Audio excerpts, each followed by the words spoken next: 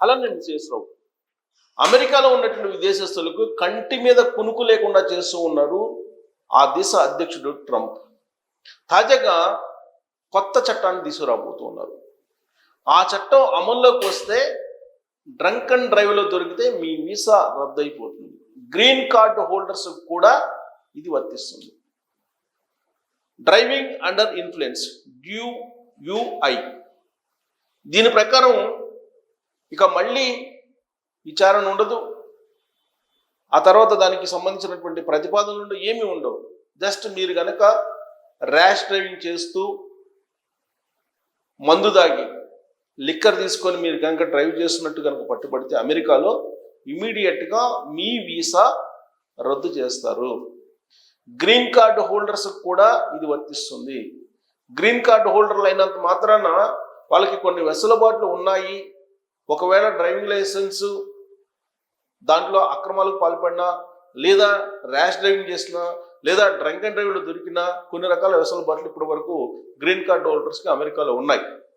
కానీ ఈ కొత్త చట్టం ప్రకారం ఇక నుంచి H4 వీసా అయినా, లేదా బిజినెస్ వీసా అయినా, లేదా గ్రీన్ కార్డు హోల్డర్ అయినా ఎవరైనా సరే మీరు కనుక ర్యాష్ డ్రైవింగ్ తోటి కానీ లేదంటే మందు దాకా కానీ దొరికితే మీ వీసాని రద్దు చేయడంతో పాటు శాశ్వతంగా అమెరికా నుంచి గెంటి వేసే చట్టం రాబోతుంది.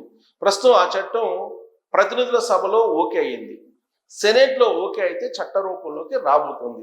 అది వచ్చిన తర్వాత ఇక హోమ్ల్యాండ్ సెక్యూరిటీ వాళ్ళు విదేశస్తులు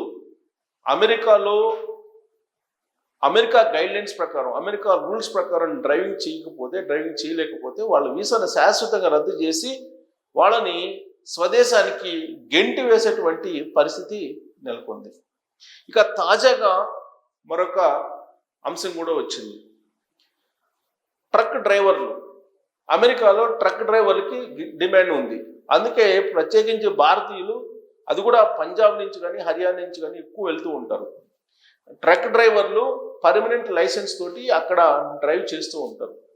రీసెంట్గా ఫ్లోరిడాలో ఒక ట్రక్ డ్రైవరు NRI అతను రివర్స్ తీసుకుంటూ అక్కడ కార్ని ఢీకొనడం ద్వారా 3 అమెరికన్స్ చనిపోయారు.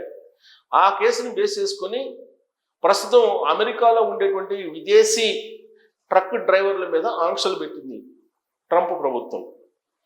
ఆ ఆంక్షల నేపథ్యంలో డ్రైవింగ్ లైసెన్స్ ఇప్పుడున్నటువంటి వాళ్ళని, పర్మనెంట్ లైసెన్స్ వాళ్ళని రద్దు చేయడంతో పాటు వాళ్ళకి కొన్ని ఆంక్షల నడుమ అనుమతి ఇచ్చేటువంటి పరిస్థితి నెలకొంది. ఇప్పుడు ట్రక్ డ్రైవర్లు కూడా అక్కడ రోడ్డును పడేటువంటి పరిస్థితి. విదేశస్తులు ప్రత్యేకించి భారతదేశం నుంచి ఎక్కువ మంది వెళ్ళారు.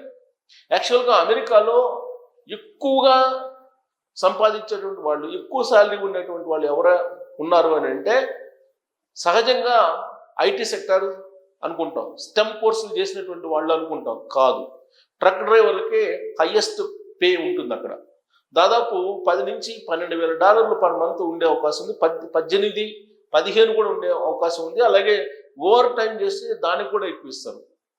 అందుకే ఎక్కువగా పంజాబ్ నుంచి, గుజరాత్ నుంచి, హర్యానా నుంచి వెళ్తూ ఉంటారు ట్రక్ డ్రైవర్స్ అక్కడికి. అలాగే పాకిస్తాన్ నుంచి కూడా ట్రక్ డ్రైవర్స్ ఎక్కువగా అక్కడికి వెళ్ళి అక్కడ స్థిరపడినటువంటి వాళ్ళు ఉన్నారు.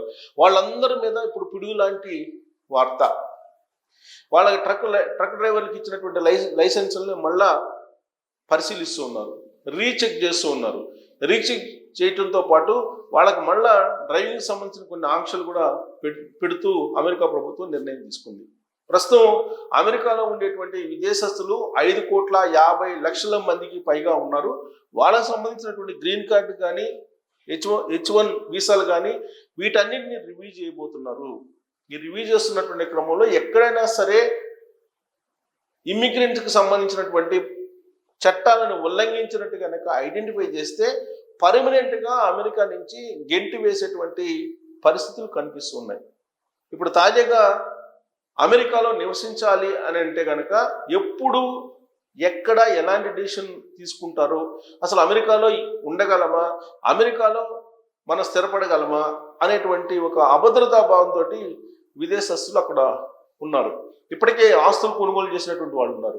గ్రీన్ కార్డు రావడంతో శాశ్వత పౌరులమి అమెరికాకి అనుకుంటారు. అందుకే అమెరికా ఉపాధ్యక్షుడు చెప్పారు, అమెరికా అధ్యక్షుడు చెప్పారు, గ్రీన్ కార్డు ఉన్నంత మాత్రాన మీరు శాశ్వత నివాసులు కాదు, మీరు శాశ్వత నివాసులు కానే కాదు, కేవలం అది ఉండడానికి మాత్రమే, ప్రస్తుతం ఉండడానికి మాత్రమే అని చెప్తున్నారు. కానీ గ్రీన్ కార్డు వచ్చినటువంటి వాళ్ళు వాళ్ళకి ఒక ప్రత్యేకమైనటువంటి గౌరవం, ప్రత్యేకమైనటువంటి వెసులుబాట్లు ఉంటాయని చెప్పి ఫీల్ అవుతుంటారు. కానీ అమెరికా అధ్యక్షుడు ట్రంప్ కానీ, జేడీ వాన్స్ ఉపాధ్యక్షుడు కానీ వాళ్ళు అమెరికాలో గ్రీన్ కార్డు ఉన్నంత మాత్రాన మీరు శాశ్వత పౌరసత్వం కలిగినటువంటి వాళ్ళు కాదు, కేవలం మీరు అక్కడ ఉండడానికి మాత్రమే, శాశ్వత నివాసులు కాదు, పౌరసత్వం మాత్రమే అని చెప్పారు. సో కాబట్టి ఇప్పుడు ఉన్నటువంటి పరిస్థితుల్లో అమెరికాలో అడుగు తీసి అడుగు పెట్టాలని అంటే పట్టుకొని ఏం చేస్తారో తెలియదు. సోషల్ మీడియా అకౌంట్లను మొత్తం చెక్ చేస్తున్నారు. మొత్తం విదేశస్తులకు సంబంధించిన సోషల్ మీడియా అకౌంట్లను ఆర్టిఫిషియల్ ఇంటెలిజెన్స్ ద్వారా స్క్రూటినీ చేస్తూ ఉన్నారు. వాళ్ళ యొక్క భావజాలం ఏంటి, వాళ్ళు ఎవరికి సపోర్ట్ చేస్తున్నారు, వాళ్ళ యొక్క ఆలోచన తీరేంటి, వాళ్ళు అమెరికా పట్ల విధేయత ఉన్నారా, వ్యతిరేకతగా ఉన్నారా అనేటువంటి దాన్ని కూడా ఐడెంటిఫై చేస్తున్నారు. ఒకవేళ మీరు అమెరికాకి వ్యతిరేకంగా, లేదంటే అమెరికా భావజాలానికి లేదా అమెరికాకు సంబంధించిన నిబంధనల్ని విమర్శిస్తూ అమెరికాకి గిట్టనటువంటి దేశాలు ఆ దేశాలను విమర్శించినా, లేదంటే ఆ దేశాలకి వ్యతిరేకంగా మాట్లాడినా అబ్జర్వ్ చేస్తున్నారు. ఇప్పుడు ఇజ్రాయెల్ పాలస్తీనాలని ఊచకొత్తకు వస్తున్నారు అక్కడ గాజాలో. సో అలాంటి అంశాల మీద కనుక మీ అభిప్రాయాలు వ్యక్తం చేస్తే కనుక ఇమీడియట్గా ఐడెంటిఫై చేస్తున్నారు. మీకు సంబంధించినట్లు లింక్డ్ ఇన్ కానీ, ఇన్స్టాగ్రామ్ కానీ, టిక్ టాక్ కానీ, ఫేస్బుక్ కానీ, ఇలా రకరకాల సోషల్ మీడియా ప్లాట్ఫామ్స్ ఉన్నాయి. ఈ సోషల్ మీడియా ప్లాట్ఫామ్స్లో ఎక్కడ మీరు సమాచారాన్ని షేర్ చేసినా, లేదు సమాచారాన్ని పోస్ట్ చేసినా ఖచ్చితంగా మీరు అమెరికా హోమ్ల్యాండ్ సెక్యూరిటీ వలలో పడినట్టే. ఇమీడియట్గా వీసాని రద్దు చేసేసి మళ్ళా వెనక్కి పంపిస్తున్నారు. మీకు గ్రీన్ కార్డు ఉన్నా వెనక్కి పంపిస్తున్నారు, శాశ్వతంగా వెనక్కి పంపిస్తున్నారు. మళ్ళా ఎంట్రీ లేకుండా అమెరికాలోకి మళ్ళా ఎంట్రీ లేకుండా శాశ్వతంగా రద్దు చేసి పంపిస్తున్నారు. అందుకే అక్కడ ఉండేటువంటి వాళ్ళు బిక్కుమంటూ బతుకుతున్నటువంటి పరిస్థితి నెలకొంది. యూనివర్సిటీల్లో చదువుతున్నటువంటి విద్యార్థులు కూడా ఎప్పుడు అమెరికా హోమ్ల్యాండ్ సెక్యూరిటీ పట్టుకొని వీసా రద్దు చేసి ఇంటికి పంపిస్తుందో తెలియనటువంటి సిచ్యువేషన్లో అక్కడ చదువుకుంటూ ఉన్నారు. ఈ మధ్యకాలంలో దాదాపు 6,000 మందికి సంబంధించినటువంటి వీసాలను రద్దు చేసి స్వదేశాలకు పంపించింది అమెరికా. ఇల్లీగల్ ఇమ్మిగ్రెంట్స్ ఉన్నారు, దాదాపు 12 లక్షల మంది ఉన్నారు. వాళ్ళందరినీ పంపించేయాలనేటువంటి అభిప్రాయంతో ఇప్పుడు ఉంది. ఆ కార్యక్రమం కొనసాగుతుంది. ఇప్పుడు ఉన్నటువంటి వాళ్ళకి అసలు బై బర్త్ జన్మతః పౌరసత్వం ఇవ్వాలా వద్దా అనే దాని మీద కూడా చర్చ జరుగుతుంది. వీటన్నిటి క్రమంలో అసలు అమెరికాలో జాబ్ చేసుకుని అక్కడ సంపాదించి అక్కడ ఆస్తులు కొనుగోలు చేస్తే, ఒకవేళ హోమ్ల్యాండ్ సెక్యూరిటీ పట్టుకుంటే శాశ్వతంగా పౌరసత్వాన్ని రద్దు చేసి, శాశ్వతంగా వీసాను రద్దు చేసి కనుక స్వదేశానికి పంపిస్తే ఆ ఆస్తుల పరిస్థితి ఏంటి? ఇలాంటి ఆందోళనలు ఎన్ఆర్ఐలు ఉన్నారు. ప్రత్యేకించి భారతదేశం నుంచి వెళ్ళినటువంటి మన ఎన్ఆర్ఐలు అనేక మంది అక్కడ స్థిరపడ్డారు, అనేక సంవత్సరాలుగా ఉన్నారు. గ్రీన్ కార్డు వచ్చినటువంటి వాళ్ళు కూడా ఉన్నారు. వాళ్ళు కూడా ఇప్పుడు అభద్రతా భావంతో ఉన్నారు. ఏ రోజు ఏమవుతుందో తెలియనటువంటి సిచ్యువేషన్లో ఉన్నారు. ఒక చిన్న క్రైమ్లో మీరు ఇరుక్కున్నా కానీ, చిన్న క్రైమ్ చేసినా కానీ విచారణలు లేకుండానే వీసాలు రద్దు చేసి వెనక్కి పంపించేటువంటి పరిస్థితి ఇప్పుడు అమెరికాలో నెలకొంది.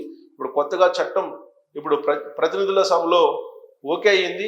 అది సెనేట్లో కనుక ఓకే చట్ట రూపంలో కనుక వస్తే డ్రంక్ అండ్ డ్రైవ్ కేసులో మీరు చిక్కినా కానీ, సింగిల్ టైం చిక్కినా కానీ వీసా రద్దు చేసి మిమ్మల్ని స్వదేశానికి పంపించేటువంటి పరిస్థితి ఉంది అని చెప్పి అమెరికా ప్రభుత్వం చెప్తుంది, ట్రంప్ ప్రభుత్వం చెప్తుంది.